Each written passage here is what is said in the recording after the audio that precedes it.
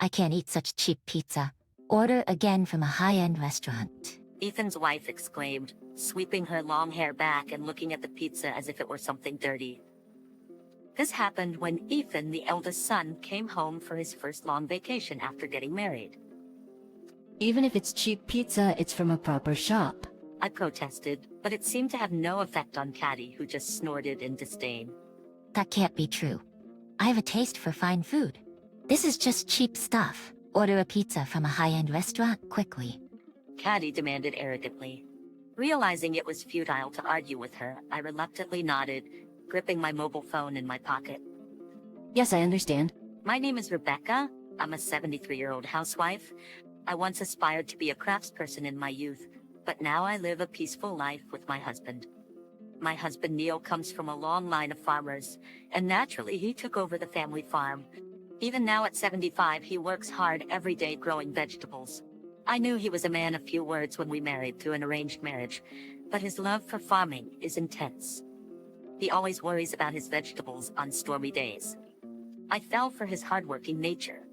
Neil may not be good with words, but he always cares for me and prioritizes what I want to do. If you need money, I'll work harder and earn more, he once said, blushing, which made me happy. His words, though few, always move me. The ordinary days I spend with Neil are symbols of happiness for me. Little did I know that our tranquil life as a couple was about to be threatened. Mom, I found someone I want to marry. Ethan messaged me one day as I was watching my usual lunchtime TV show. When I saw that message, my heart nearly leaped out of my chest. Ethan, now 40, is a system engineer. He's a man of few words, like Neil, and I never thought he would be in a relationship with a woman. Although I was fine with Ethan remaining single, I had a slight desire to see my grandchildren. Ethan, being our only son, had almost led me to give up on ever seeing grandchildren. Trembling with joy, I struggled to calm myself as I replied to Ethan. Really? I'm so happy. Bring her over anytime. A reply came immediately to my emotional message, and arrangements proceeded smoothly. We were set to meet Ethan's girlfriend the Sunday after next. Then I'll bring her over the weekend after next. Thank you. Yes, I'm looking forward to it. When I told Neil, who had just returned from work, about Ethan's marriage, even the usually reticent Neil had a smile on his face, seemingly uplifted. Both of us had fantasized about Ethan bringing home a wonderful wife someday. Now that the fantasy was becoming a reality, I couldn't contain my excitement. Then the promised Sunday arrived. Unfortunately, it was a day of heavy rain and strong winds. So Neil went out to work, saying he needed to check on the fields. I was disappointed to miss our family meeting day, but I knew Neil valued his work, so I didn't stop him. Alone, I prepared tea and snacks, waiting for Ethan and his girlfriend to arrive.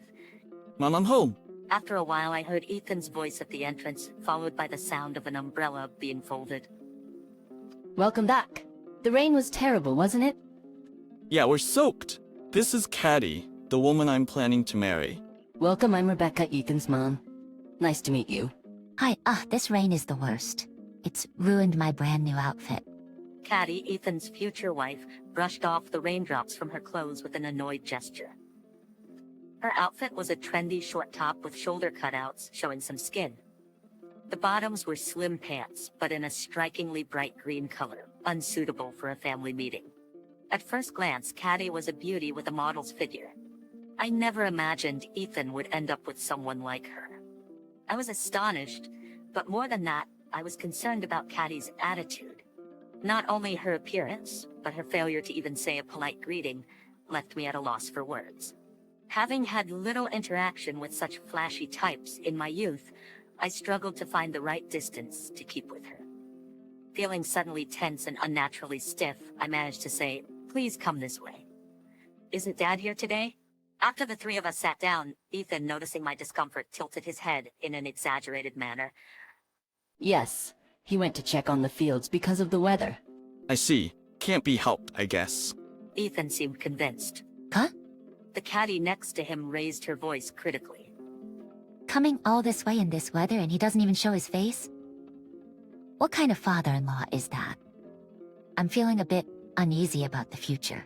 Caddy, playing with the ends of her hair, expressed her dissatisfaction. Dad's a farmer. It can't be helped.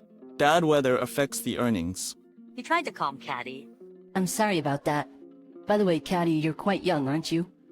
I decided to change the subject and ask Caddy a few questions.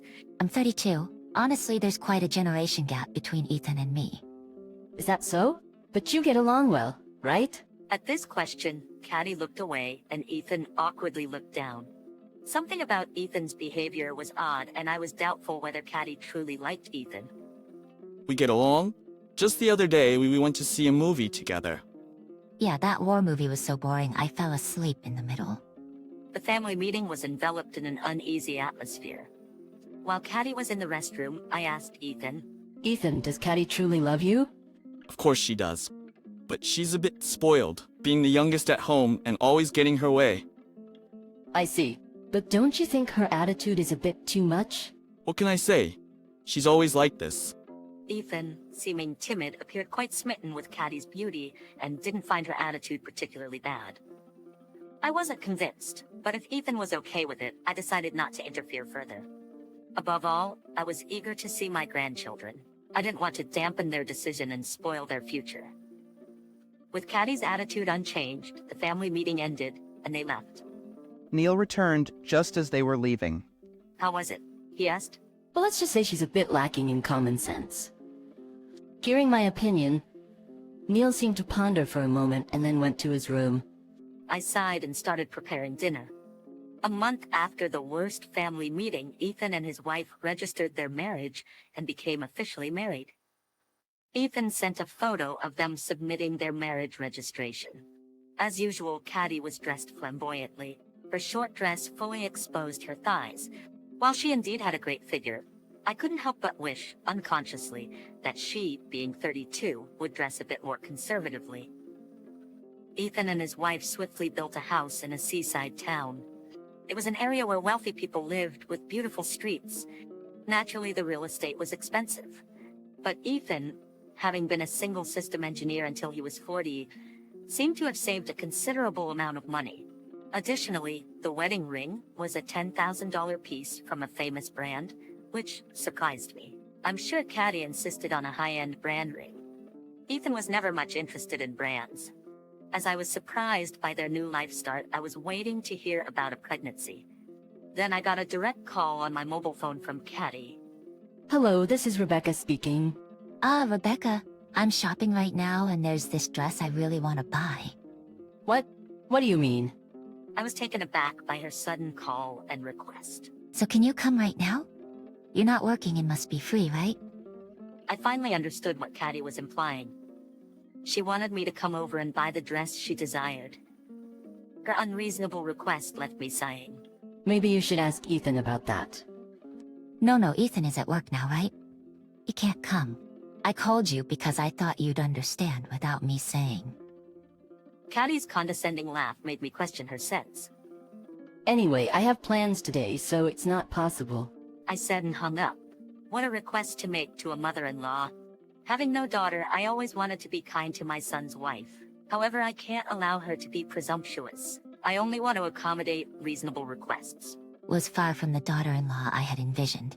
This one unreasonable request made that clear. I even thought that I wanted to keep my distance from her as much as possible.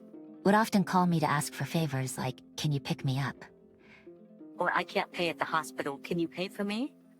Her requests were often impudent and usually involved money. I don't have any cash on hand, being a common reason for her calls. I didn't comply every time, but ignoring all of Caddy's requests would complicate our relationship. So I reluctantly fulfilled about 1 in 3 of her demands. Eventually, I couldn't bear it any longer and confronted Ethan about Caddy's behavior. It can't be helped. Caddy's family is wealthy, so she's used to getting her way, he said, sighing. Indeed, I had sensed wealth from the aura of Caddy's parents when I met them. However, that's a different story. I began to wonder if Ethan's indulgence was the problem. Even so, are you also giving in to her whims? If you do, Caddy will never change, you know. Well, I know, but without Caddy, I don't think I could ever get married again. Essentially, Ethan, mesmerized by Caddy's beauty, had married her, but he was exasperated by her unrestrained behavior. I must say, 40-year-old Ethan marrying such a woman was indeed miraculous. Ethan is aware of this and wants to keep the marriage going at any cost. So please overlook her whims a bit. I'll try to talk to her gradually, he requested. Like Neil, Ethan is a man of few words and like me, has a gentle nature. He probably finds it hard to stand up to Caddy's tyranny. I know Ethan's temperament best. That's why it was frustrating to hear this. After hearing Ethan's feelings, I continued my usual life, trying not to burden Neil, who was always working, with worries about Caddy. But Caddy's phone calls didn't cease. Enough is enough. Holding this frustration in my heart, the long vacation came, and Ethan and his wife visited our home. Fine. This house is still as old-fashioned as ever, she complained as she took off her high heels at the entrance. She was dressed inappropriately for her age in a crop top and miniskirt. Even Neil, who was unusually off work that day, frowned. As usual, I ignored Caddy's attire and rude remarks. "Please come in," I said, inviting them into the house. Caddy had probably come along with Ethan for the vacation reluctantly, and she didn't really want to be here. Her reluctance was transparent, making me feel uncomfortable. I had ordered pizza, thinking of a meal with Ethan and his wife, who were visiting after a long time. Does Neil always work? Yes, Was it okay for him not to work today? today was fine. Caddy asked as if she wished Neil were not at home, making my husband's eyebrows twitch. I laid out the pizza on the dining table, trying to ease the awkward atmosphere between them. Come on, let's eat. You must be hungry. While Ethan exclaimed, Looks delicious. Caddy grimaced, staring at the pizza I had arranged. Ethan said, Let's eat. just as Ethan reached for a slice, Caddy swept her hair back and pointed at the pizza. I can't eat such cheap food. Order again from a high-end restaurant. Her unexpected demand left all three of us frozen, our hands paused midair over the pizza. Caddy's eyes glittered fiercely like a lion ready to pounce. Even if it's a cheap pizza, it's from a proper shop, I argued, trembling with anger but trying to remain calm. However, my words seemed to have no effect on Caddy, who snorted dismissively. That can't be true. I have a taste for fine food. This is just cheap stuff. Order a pizza from a high-end restaurant now. Caddy commanded in a strong tone. Neil and Ethan were shocked at her behavior, not used to seeing her act so terribly at home. Realizing that reasoning with Caddy was futile, I reluctantly nodded, gripping my mobile phone in my pocket. Yes, I understand. I silently stood up and headed to the kitchen, infuriated by Caddy's attitude. I was thinking of a way to teach Caddy a lesson. May I take a moment to do this? Just do it quickly, Caddy ordered. Hearing her tone, I felt free to retaliate. I called Neil into the study to share my plan. Her attitude is too much. What are we gonna do? Neil, usually calm with me, was visibly upset by Caddy's behavior, showing a rare, stern expression.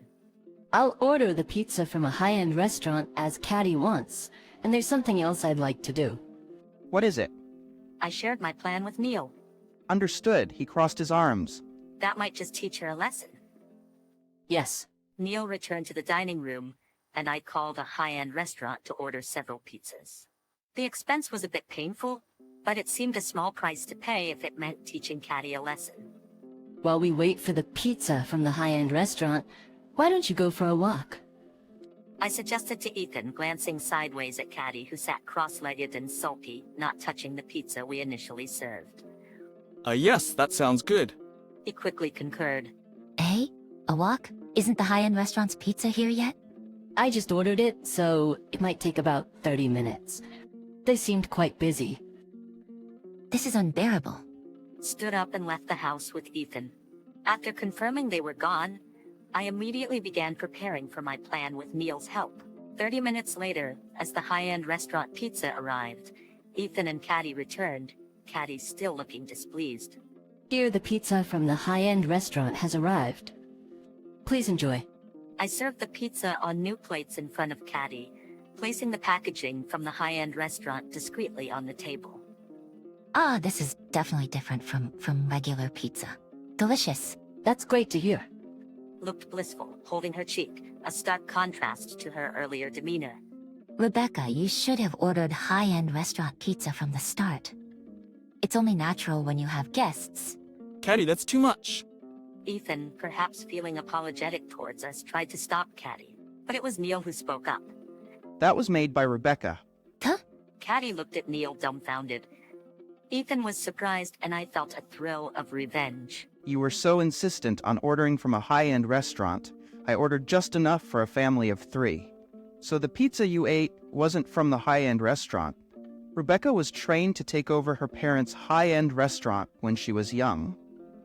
She's practically a professional, having practiced for years. While you were out, she quickly made it. The pizza you had was Rebecca's homemade. Ours is from the high-end restaurant, but the taste is almost the same, maybe even better. Neil said this and took a bite of my pizza from Caddy's plate.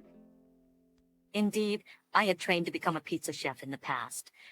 My dad was strict, and I honed my skills through constant practice and criticism until achieving perfection. I hadn't made pizza as much since getting married, but it was exhilarating to revisit my old skills. Caddy had praised my pizza, and at that moment I internally celebrated my victory. Possible. That can't be true. It's so delicious. No way it could be homemade. Ethan, is it true Rebecca's family owned a high-end restaurant? It's true. I used to go there often as a kid. Their pizza was definitely exquisite. What? Caddy trembled, shocked by this unexpected twist. What's with your attitude towards Rebecca? After preparing to welcome you with pizza, you disrespect her? And demanding high-end restaurant pizza? That's just outrageous. Neil, usually quiet, erupted in anger. Caddy recoiled at Neil's outburst, but still had the energy to retort. I didn't know. It's not my fault you ordered pizza. I never said I wanted pizza. Frustrated beyond words at Caddy's refusal to admit fault, I felt my anger wane. Ethan glared at her, seemingly on the verge of shouting. I decided to reveal my trump card. I've been listening to this conversation, Caddy. How could you be so rude to Rebecca? Huh? Caddy froze at the sound of her mom's voice suddenly appearing. I didn't mean to.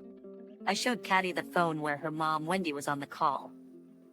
I had called Wendy as soon as Caddy arrived, letting her hear Caddy's behavior. Don't be disrespectful to Rebecca. I didn't raise you to be like this, and if you continue this appalling behavior, you won't be welcome back home. She ended the call sharply.